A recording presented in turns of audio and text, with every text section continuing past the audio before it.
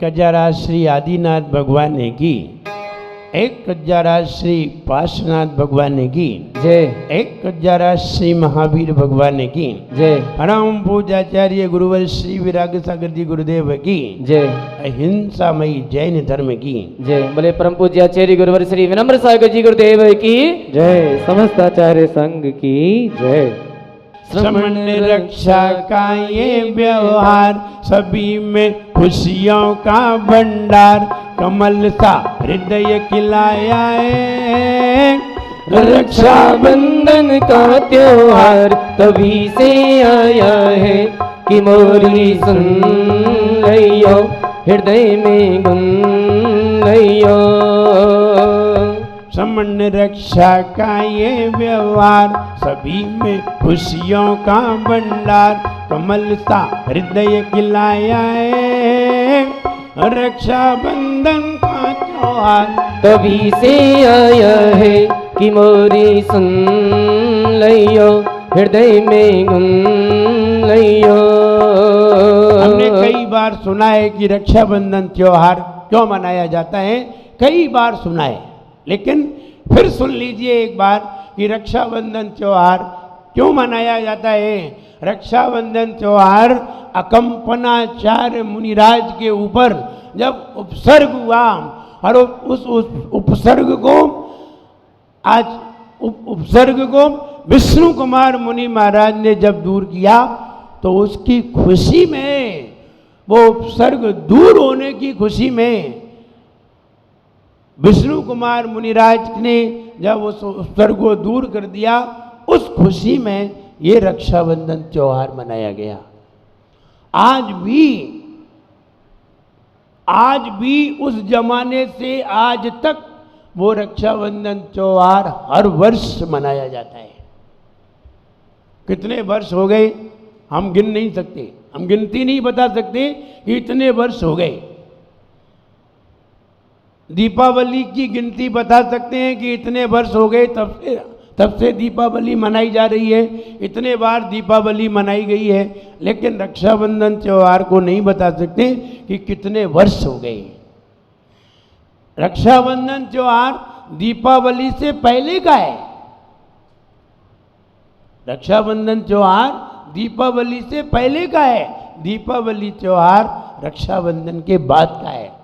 दीपावली का त्योहार पंचम काल के थोड़े समय रहने पर चालू हुआ और रक्षाबंधन त्योहार चतुर्थ काल से ही चालू हो गया था, चतुर्थ काल में ही चालू हो गया था। और वो रक्षाबंधन हम तब से मनाते चले आ रहे हैं। ये भजन बहुत पहले लिखा था, जब रक्षाबंधन की बात को हमने पद्यानुवाद में कहने का मन बनाया, तब ये वाला भजन लिखा गया। यद्यपि साधारण तौर से हम घर गृहस्थी में अपने तरीके से रक्षाबंधन त्योहार मनाते हैं, जबकि रक्षाबंधन त्योहार साधुओं का त्योहार है, श्रावकों का त्योहार नहीं है। श्रावकों का त्योहार तो तब हुआ जब उन्होंने साधुओं को आहार दिया, तब श्रावकों का त्योहार हुआ, वरना श्रावकों का त्योहार नहीं था। साधु ने आकर की रक्षा की और साधु ने आकर के अपने पुरुषार्थ के द्वारा, अपनी शक्ति के द्वारा, अपनी रिद्धि के द्वारा जब मुनियों के उपसर्ग को दूर किया,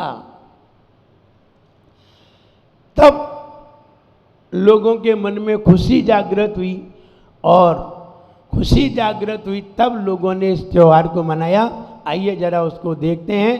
पहले पुरानी बात समझ लेते हैं शॉर्ट में। जब सुत सागर महाराज आहार करने के लिए गए, और आहार करने के लिए गए, वहाँ से आहार करके आए, तो वहाँ से आहार करके आए तो किन्हीं 4 जो मंत्री थे, उन मंत्रियों के द्वारा मुनियों के प्रति एक हंसी की गई, हंसी जैसा एक व्यवहार किया गया। और सामने वाले व्यक्ति ने ये कहा, वो भी विद्वान थे, संस्कृत को जानते थे, और सुत सागर महाराज भी संस्कृत को अच्छे जानते थे, तो उसने आकर जैसे ही महाराज आहार करके आए तो आहार करके शरीर तो खुला रहता ही है, तो एकदम उन्होंने व्यंग से कहा पीतो अयम तक्रम, पीतो अयम तक्रम। इसका मतलब था मठा पी करके आ रहा है। कैसा मठा पी करके आ रहा है? पीतो अयम तक्रम। लेकिन इसका अर्थ जब सामने सुत सागर महाराज ने दूसरा अर्थ निकाल करके कहा, उन्होंने कहा लगता है ऐसे ऐसे लोगों को पीलिया हो गया है, और जिनको पीलिया होता है उन्हें सफेद वस्तु भी पीली दिखाई देती है। ये कह रहा है मठा पीला होता है। उन्होंने दूसरे अर्थ निकाल दिए। इन्होंने कहा ये कह रहा है मठा पीला होता है, क्योंकि पीतो अयम तक्रम, इसका अर्थ ये भी है कि मठा पीला होता है, और ये भी है कि मठा पी करके आ रहा है। तो उन्होंने कहा लगता है इसको पीलिया हो गया है, ये मठा को भी पीला कह रहा है, मठा तो सफ़ेद होता है। उन्होंने व्यंग में जब ऐसी बात कही तो सामने वाले को अपनी विद्या पर बड़ा कमजोरी महसूस हुई। उसने सोचा ये महाराज भी इतने विद्वान हैं, इन्होंने तत्काल इसका अर्थ दूसरा निकाल के दिखा दिया और कहा इसको मठा पीला दिखाई दे रहा है, तो उसे बड़ा खराब लगा और उसने उनसे बदला लेने की सोची। और वे मुनि महाराज जब वहाँ से घूमते घामते हस्तिनापुर पहुँचे, तब वे ही विद्वान लोग जो वहाँ के मंत्री बने बैठे हुए थे, उसी समय मुनिराज का वहाँ गमन हुआ। उन्हें पता चल गया था कि मुनिराज हस्तिनापुर में है, चलो इनसे बदला लेना है। और बदला लेने के ध्येय से उन्होंने हस्तिनापुर का राज्य थोड़े दिन के लिए ले लिया, फिर उनसे बदला लिया। और बदला लेने के लिए चारों तरफ उन्होंने अग्नि के कुंड बना दिए, और अग्नि के कुंड बना के बीच में वो ध्यानस्थ बैठे हुए थे। अब कैसे उठ सकते हैं, मुनिराज हैं, एक बार किसी ने उपसर्ग कर दिया तो दोबारा तब उठेंगे जब उपसर्ग खत्म हो जाए। जैसे कि यशोधर मुनि के ऊपर राजा सैनिक ने जब सर्प डाल दिया तो 3 दिन तक मुनिराज ऐसे ही बैठे रहे। यद्यपि सर्प मराया था, जिंदा नहीं था, मराया सर्प डाल दिया तो वो डर के मारे उन्होंने समझा उठ जाएंगे, वो 3 दिन तक ऐसे ही बैठे रहे। और जब 3 दिन बाद रानी छेलना ने उस उपसर्ग को हटाया, पता चला तब हटाया, और हटा करके उनके शरीर पे चींटियों ने बहुत काटा, बहुत चींटियाँ चढ़ रही थी। लेकिन उपसर्ग जब तक हटता नहीं तब तक मुनिराज भी हटते नहीं हैं। उपसर्ग हो गया। अब आचार्य महाराज बैठे हुए थे, उपसर्ग को सहन कर रहे थे। कई महाराज बेहोश हो गए थे, कई महाराज दुखी हो रहे थे, लेकिन अपनी तपस्या से वो हटे नहीं, भागे नहीं। वरना पीठी का मंडल लेके भाग जाते, भागे नहीं, बैठे ही रहे। मर जाएं लेकिन संकल्प को ना छोड़ें, ये वाली भावना लेकर के बैठे थे। विष्णु कुमार मुनिराज को जब ये बात पता चली, सारचंद्र आचार्य ने निमित्त ज्ञान से सामने ध्रुव तारा कांपते हुए देखा। तो ध्रुव तारा कांपते हुए देखा तो उन्हें मजबूर होना पड़ा कि ये ध्रुव तारा आज कांप क्यों रहा है। और उन्होंने निमित्त ज्ञान लगाया, और निमित्त ज्ञान से लगा करके ये जाना कि हस्तिनापुर में, भारत देश में हस्तिनापुर में मुनिराज के ऊपर भयंकर उपसर्ग हो रहा है। और ऐसा तो पहली बार ऐसा हुआ है कि शास्त्र मुनिराज के ऊपर उपसर्ग हो रहा हो तो उनके मुंह से हा शब्द निकल गया। कौन सा शब्द? हा माने हाय राम, अपन लोग ऐसे कहते हैं। तो उनके मुंह से हा शब्द निकला। बाजू में छुल्लक महाराज बैठे हुए थे, पुष्पदंत छुल्लक महाराज। तो उन्होंने पूछा, गुरुवर आपके मुंह से रात्रि में हा शब्द क्यों निकल गया? रात्रि में तो मुनिराज बोलते ही नहीं है। तो उन्होंने कहा क्या बताएं, ऐसी स्थिति है कि मेरे मुंह से करुणावश हा शब्द निकल गया। बोले क्या घटित हो रहा है? तो उन्होंने बताया कि हस्तिनापुर में भयंकर उपसर्ग हो रहा है। बोले हम विद्याधर हैं और हमने अभी अपनी विद्याओं का त्याग नहीं किया है, आप मेरे लिए बताइए कोई आदेश हो। बोले आप क्षुल्लक हैं, आप धरणी पर्वत पे चले जाइए, वहाँ विष्णु कुमार मुनिराज हैं, उनको केवल ज्ञान होने वाला है। उनको सवेरे की बेला में केवल ज्ञान हो जाएगा, वे ध्यान में लीन हैं। बोले हमें क्या करना है? आप विष्णु कुमार मुनिराज को बताइए, क्योंकि वहाँ विष्णु कुमार मुनिराज हस्तिनापुर के हैं, हस्तिनापुर के हैं और उनका भाई है राजा पद्म, वो वहाँ राजा है, वो ही समझा सकते हैं। तो तत्काल पुष्पदंत महाराज ने देर नहीं लगाई, अपनी पीछे उठाई और धरणी पर्वत पर पहुंच गए रात में ही। और रात में पहुंच करके विष्णु कुमार मुनिराज जो ध्यान में बैठे हुए थे, उनका ध्यान भंग कराया और भंग करा के ये कहा हमारे गुरुदेव ने आपके लिए ये संदेश भेजा है। तो विष्णु कुमार मुनि महाराज, जिन्हें 1 घंटे में केवल ज्ञान होने वाला था, उन्होंने कहा केवल ज्ञान तो रख दिया एक तरफ। बोले केवल ज्ञान तो हम चाहे जब प्राप्त कर लेंगे, बाद में भी प्राप्त कर लेंगे। जो हमारी वस्तु है उसको प्राप्त करने में कितनी देर लगेगी, लेकिन अगर मुनिराज को नहीं बचाया गया तो मुनिराज समाप्त हो जाएंगे और धर्म का लोप हो जाएगा, धर्म की बहुत बड़ी हानि होगी। और वो वहाँ से चल दिए और तत्काल हस्तिनापुर में आकर के अपने भाई को बहुत डांटा। तब भाई ने कहा क्या करें, हम मजबूर हैं, हमने 7 दिन के लिए अपना राज इन लोगों को दिया है, इन लोगों ने ये वाला कृत्य किया है। तब विष्णु कुमार मुनिराज ने नीति से काम किया और स्वयं ब्राह्मण बन करके, क्योंकि वो खुद वैसे ही थे, तो स्वयं ही एक छोटे से पंडित बन करके और वहाँ पहुँच गए, बामन बन करके वहाँ पहुँच गए छोटे से, और बढ़िया वेदों का उच्चारण करने लगे। तो उन्होंने सोचा ये बहुत भारी विद्वान है, तो उन्होंने उनसे कहा आप यहीं रहिए। तो उन्होंने कहा हम यहाँ रह सकते हैं, लेकिन हमें बस ज़्यादा जगह नहीं चाहिए, हमें तो 3 कदम जगह चाहिए, हम इतने में ही अपना गुजारा कर लेंगे।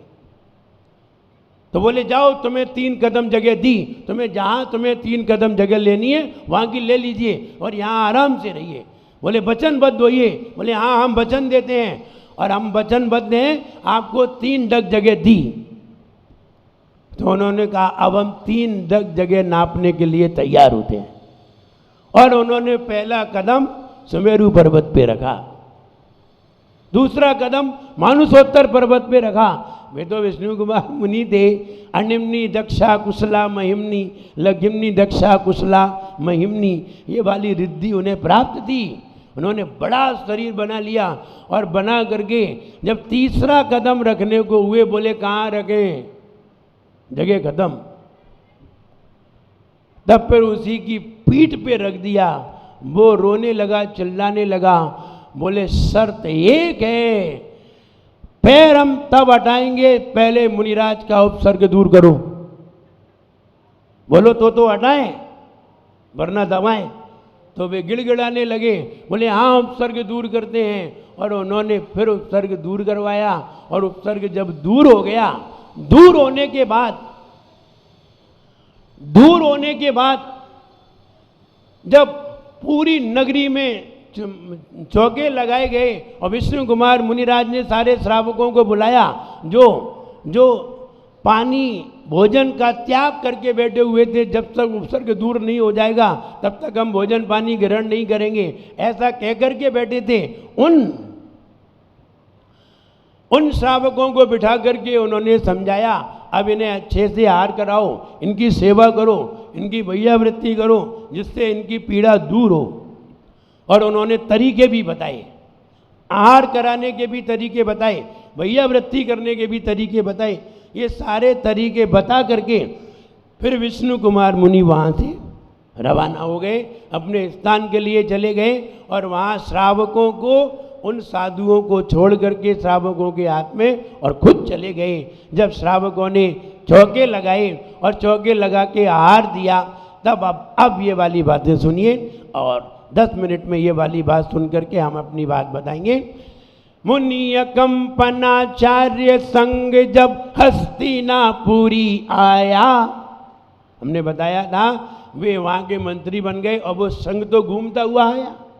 मुनि कंपनाचार्य संग जब हस्तिनापुरी आया, मंत्री ने निपराज पाठ ले एक दुष्कृत्य रचाया।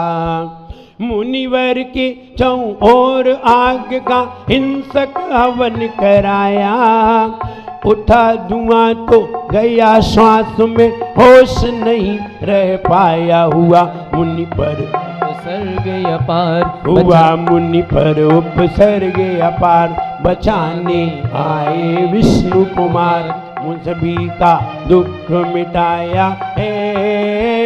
रक्षाबंधन का त्योहार तभी से आया है कि मोरी सुन लइयो हृदय में गुन लइयो।